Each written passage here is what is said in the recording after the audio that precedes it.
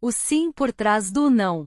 Enquanto estávamos naquele velho moinho poeirento, Darby repetiu a história da estranha conquista e terminou indagando: qual a conclusão que tira disso? Que estranho poder usou a criança, a ponto de conseguir vencer tão completamente meu tio? A resposta será encontrada nos princípios descritos neste livro. É uma resposta total e completa. Contém pormenores e instruções suficientes para permitir a qualquer um entender e aplicar a mesma força na qual a criança tropeçou acidentalmente.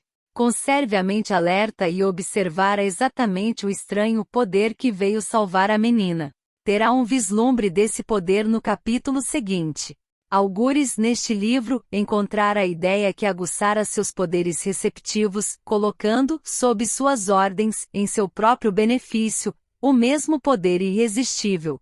A percepção de tal poder pode chegar-lhe no primeiro capítulo, ou perpassar-lhe a mente em algum dos subsequentes. Pode chegar na forma de uma única ideia, ou como um plano ou propósitos. Ou ainda, pode fazer com que volte às experiências anteriores de derrota, trazendo à superfície alguma lição pela qual poderá recuperar tudo o que perdeu através da derrota. Depois que descreve a Darby o poder inadvertidamente empregado pela criança, ele logo rememorou seus 30 anos de experiência como vendedor de seguros de vida, reconhecendo com franqueza que o sucesso alcançado neste ramo devia-o, e muito, à lição que aprenderá com a menina.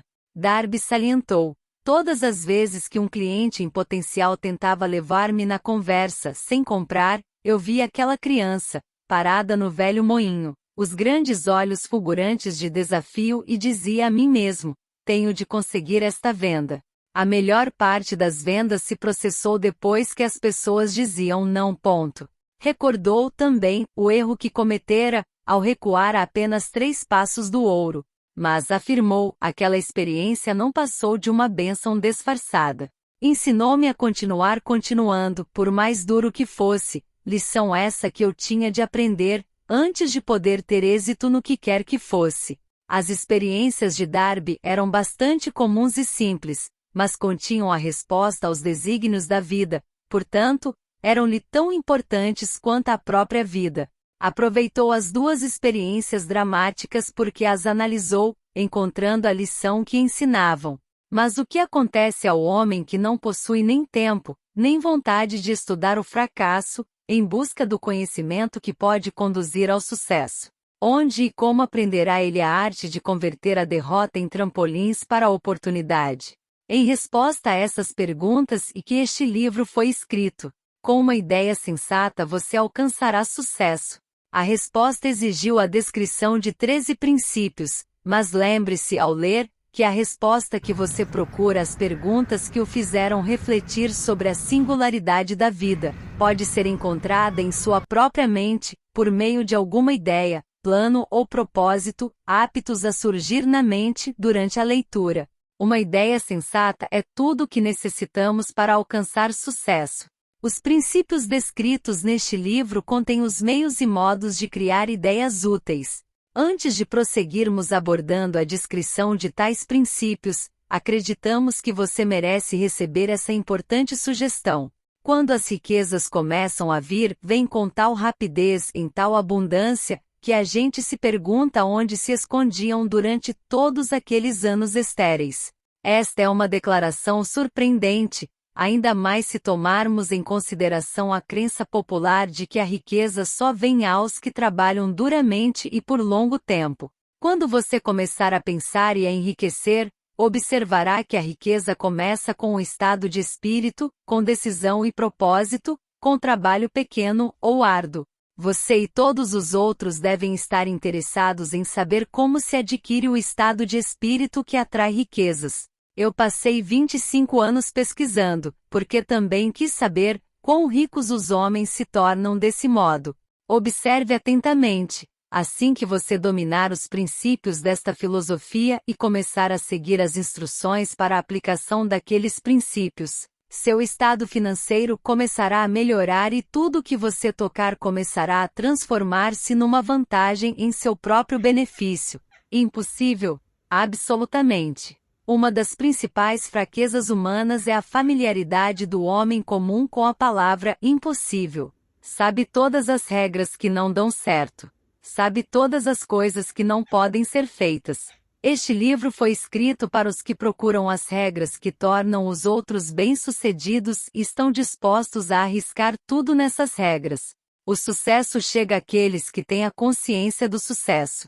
O fracasso vem aos que, com indiferença, se tornam conscientes do fracasso. O objetivo deste livro é ajudar aos que procuram aprender a arte de mudar suas atitudes, de fracasso consciente a sucesso consciente.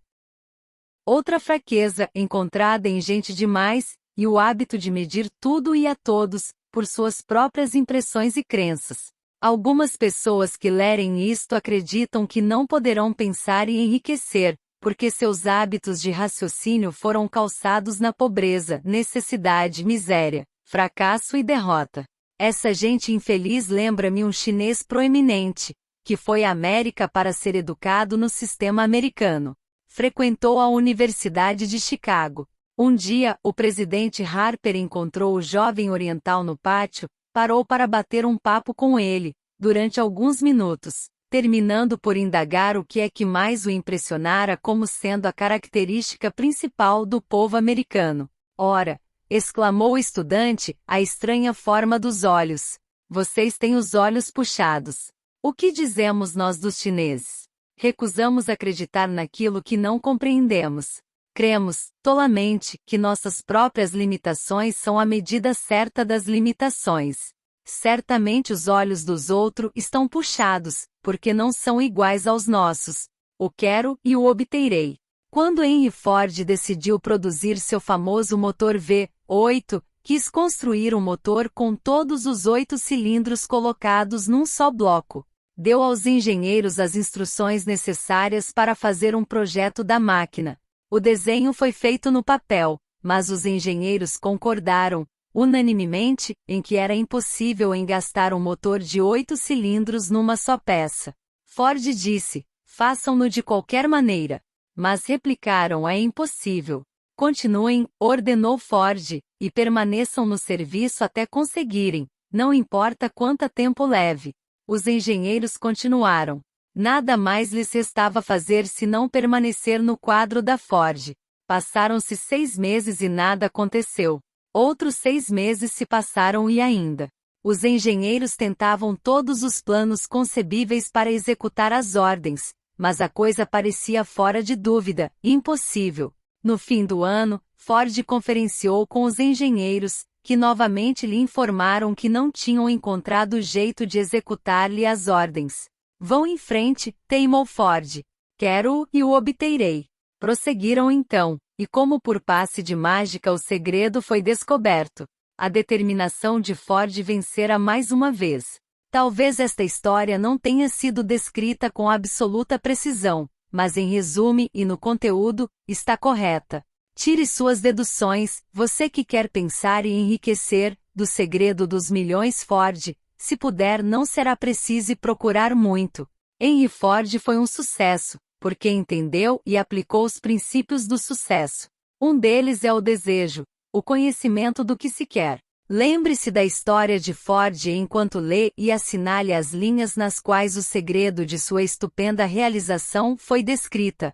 Se puder fazê-lo, se puder apontar o determinado grupo de princípios que tornaram Henry Ford rico, você poderá igualar-lhe os feitos, em quase qualquer dos ramos para os quais tem vocação.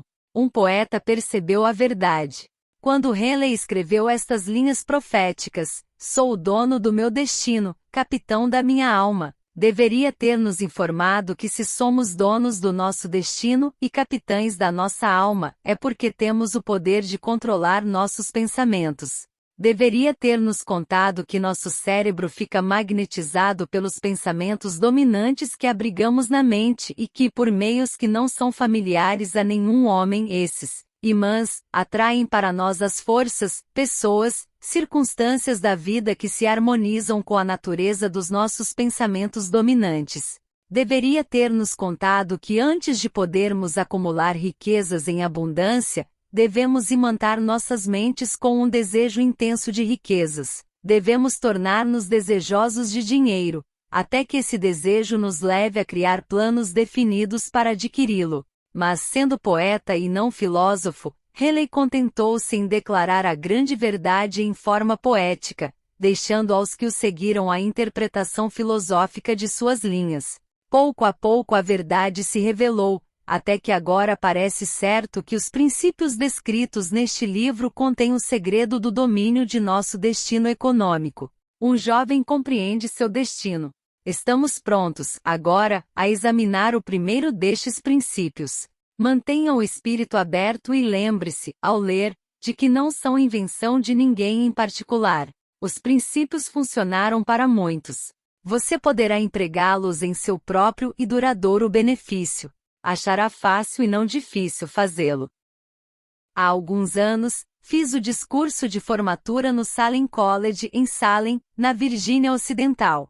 Salientei o princípio descrito no capítulo seguinte, com tal intensidade, que um dos membros da classe de bacharelandos apropriou-se dele completamente, tornando-o parte de sua própria filosofia. O jovem se tornou deputado e fator importante na administração Franklin D. Roosevelt. Escreveu-me uma carta que tão claramente refletia sua opinião sobre o princípio esboçado no capítulo seguinte, que resolvi publicá-la. Como introdução ao referido capítulo, fornece uma ideia das compensações futuras. Meu caro Napoleão, minha tarefa como membro do Congresso, tendo-me dado compreensão dos problemas de homens e mulheres, faz com que lhe escreva, para oferecer-lhe uma sugestão que poderá ser útil a milhares de pessoas dignas. Em 1922, quando fez o discurso de formatura no Salem College, era eu um dos bacharelandos. Naquele discurso, o Senhor implantou-me no mente a ideia que foi responsável pela oportunidade que tenho agora de servir ao povo de meu estado, e será responsável, em grande escala, por qualquer futuro sucesso que possa ter. Lembro-me, como se fosse ontem, da maravilhosa descrição do método pelo qual Henry Ford, com muito pouca instrução, sem um centavo, sem amigos influentes, se elevou a grandes alturas. Resolvi então, antes mesmo de terminado seu discurso, que lutaria por um lugar para mim, não importando as dificuldades que tivesse de vencer. Milhares de jovens terminarão os estudos este ano, e dentro dos próximos anos. Cada um deles procurará exatamente tal mensagem de estímulo prático, como a que recebi do Senhor. Quererão saber para onde se dirigir, o que fazer para começar a vida. O Senhor poderá contar-lhes, porque já ajudou a resolver os problemas de tanta gente. Há milhares de pessoas na América, hoje em dia, que gostariam de saber como converter ideias em dinheiro, pessoas que têm de começar do nada, sem dinheiro, e indenizar-se das perdas. Se alguém pode ajudá-los, esse alguém é o Senhor. Se publicar o livro, gostaria de possuir o primeiro exemplar que sair da máquina, pessoalmente autografado pelo Senhor. Com os melhores votos, creia-me cordialmente seu, Jennings Randolph. 35 anos depois de ter feito o discurso, tive o prazer de voltar ao Salem College em 1957 e fazer o discurso especial de despedida, por ocasião da formatura da turma. Foi-me então concedido o título de doutor honoris causa de literatura. Desde 1922, venho observando Jennings Randolph, que se elevou a diretor de uma das linhas aéreas mais importantes da nação, grande e inspirado orador e senador dos Estados Unidos, pela Virgínia Ocidental. Pontos a fixar. Tal qual Edwin Barnes, um homem pode estar mal vestido e sem dinheiro, mas seu desejo ardente poderá trazer-lhe a oportunidade de sua vida. Quanto mais você trabalhar na direção certa, mais próximo estará do sucesso. Muita gente desiste quando o sucesso está a seu alcance. Deixam-no para que outros o arrebatem. Propósito é a pedra angular de qualquer realização, grande ou pequena. Um homem forte poderá ser derrotado por uma criança que tenha o propósito. Mude seus hábitos de pensar sobre o significado de sua tarefa e conseguirá muitas vezes alcançar o aparentemente impossível. Como Henry Ford, você poderá transmitir aos outros sua fé e persistência e conseguir fazer bem o impossível. Tudo que a mente humana pode conceber e acreditar, poderá alcançar.